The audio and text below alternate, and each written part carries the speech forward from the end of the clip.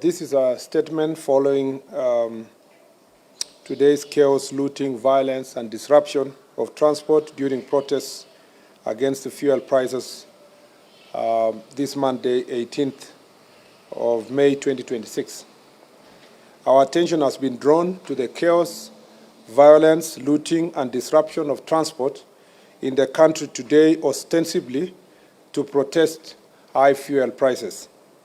Even though our Constitution protects the right to demonstrate and picket, it is quite unfortunate that today's protests have once again been hijacked by political actors for political ends.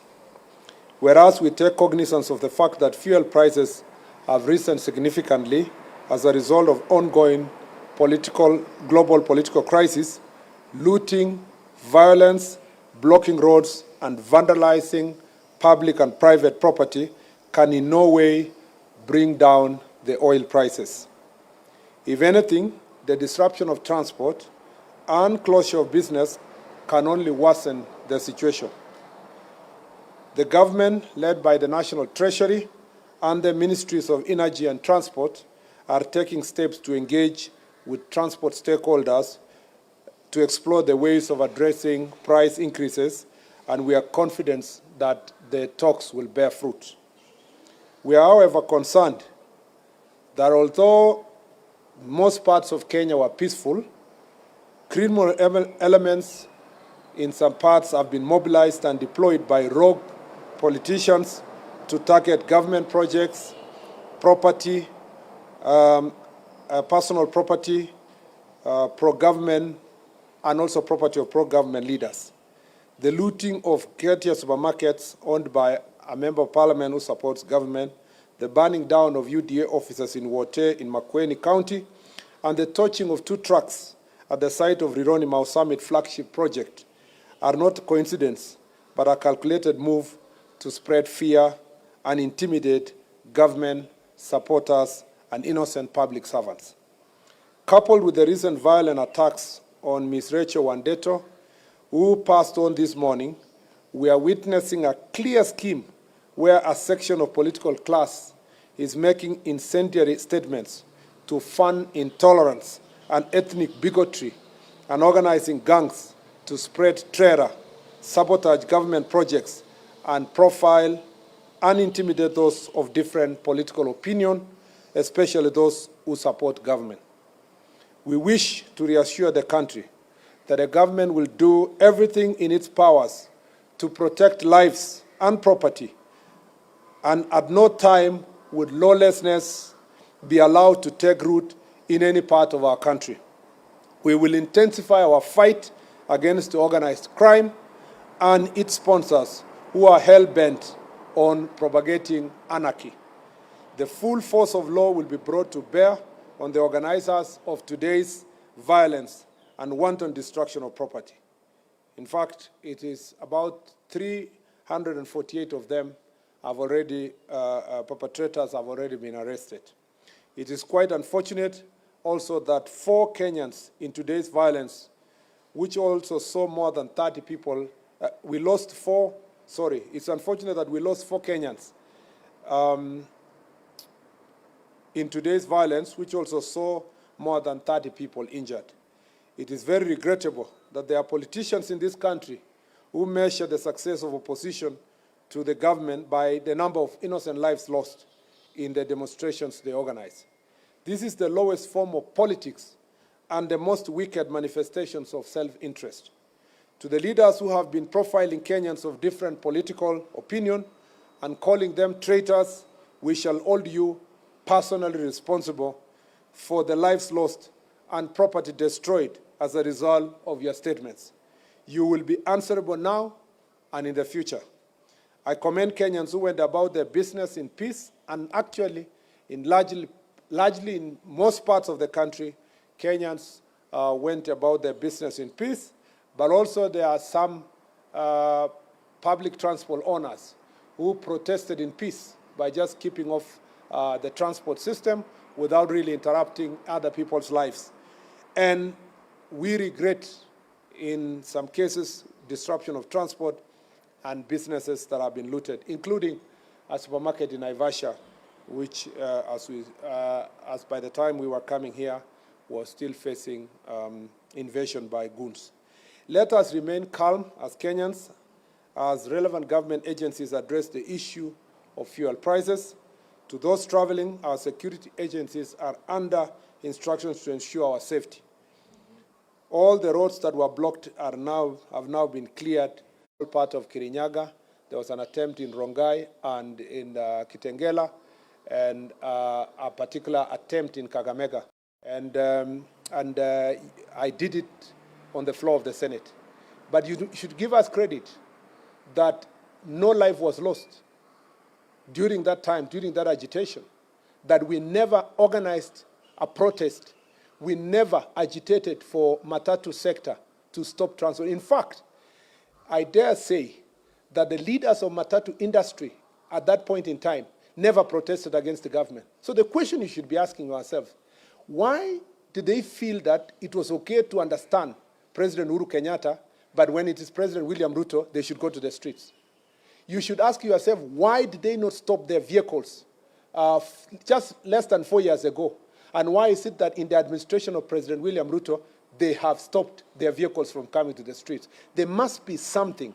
There must be a certain level of profiling that applies to William Ruto that does not apply to President Uhuru Kenyatta. And the guess is as good as your guess is as good as mine.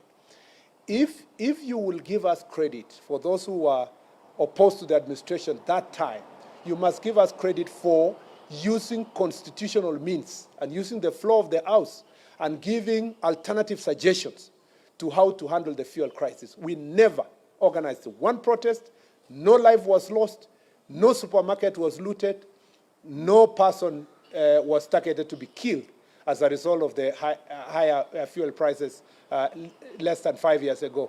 So I am very proud of my record and the statements I made in the Senate just about 5 years ago. And I'm very proud of how President William Ruto handled his opposition to how government was running its affairs in the last 5 years. I wish current opposition would emulate him instead of organizing violence and so forth. And I am just asking the most simple thing. Please, the transport sector, the way you understood President Uhuru Kenyatta and never went on strike just less than 5 years ago, that is the same way you should understand President William Ruto because he's in office. Number two is that how can we ensure that in future protests do not lead to loss of life? It's just by ensuring that protests are protests. They are not criminal activities, acts of crime, looting, robbing people of their property, burning of property.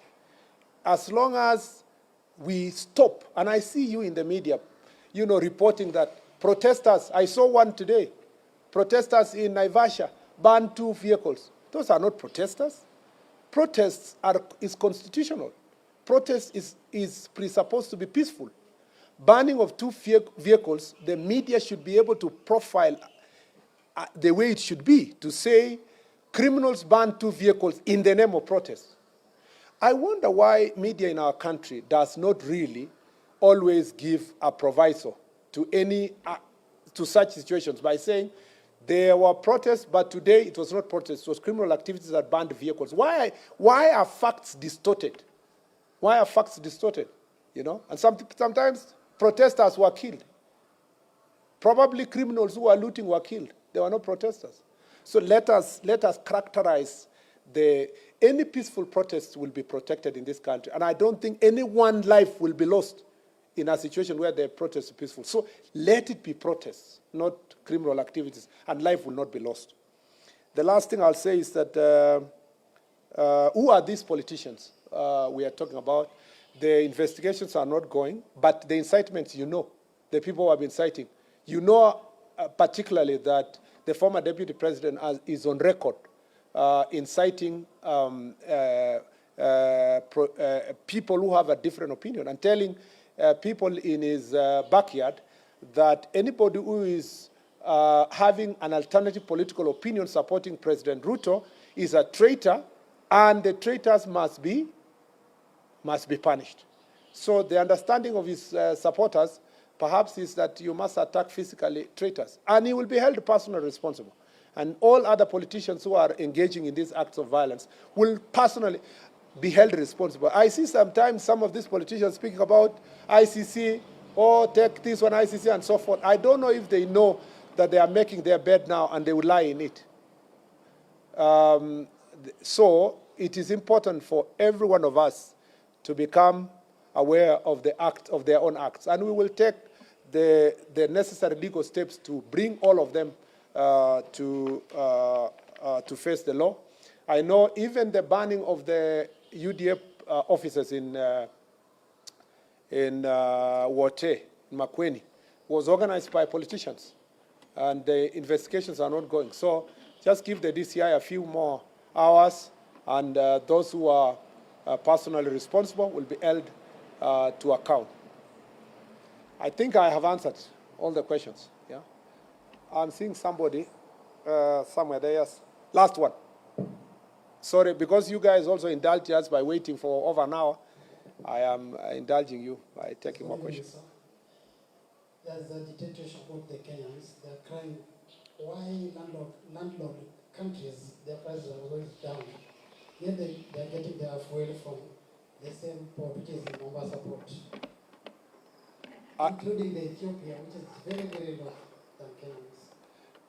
I don't want to mention countries, but the last example you gave, just go and Google now if they have any fuel. Okay? Even some of our neighboring countries already, they are rationing their fuel by telling the motorists they will take only a certain amount per week. So Kenya is different. We are a different economy. We have different challenges, and we have different approaches to issues. But I don't think in the next few days you will be willing to ask the same question in terms of comparison of price, because the information we have is that as days go by, everybody is feeling the impact, even by our neighbors. So that difference you're speaking about is not significant enough for you to measure the difference. Let's give it another 2 weeks and let's have that discussion again. But the most competent institution to respond to your question, of course, is the Ministry of Energy, and you know, because of the meeting they have at the moment, and the Treasury and so forth, they will answer that question accordingly. The question you should also be asking is that how come in many countries where they have higher fuel prices, why are they not protesting by stopping public transport? Logically, the fact that the fuel is there should have guaranteed public transport, maybe at some slight higher cost. Then when government comes in, they would ask themselves, do we cushion the fuel prices or cushion the service provider by giving certain subsidy? But to say the fuel is there and you are not going to be able to continue public transport, I think it's unfortunate. And I'll tell you, just ask yourself a fundamental question. There's a reason why 5 years ago, under the leadership of President Uhuru Kenyatta, the public transport owners do not go on strike. And they decided in this particular time, at this particular time, in the administration of President William Ruto, they went on strike. That is a question that should prick your conscience and the conscience of any person who is willing to think through this issue.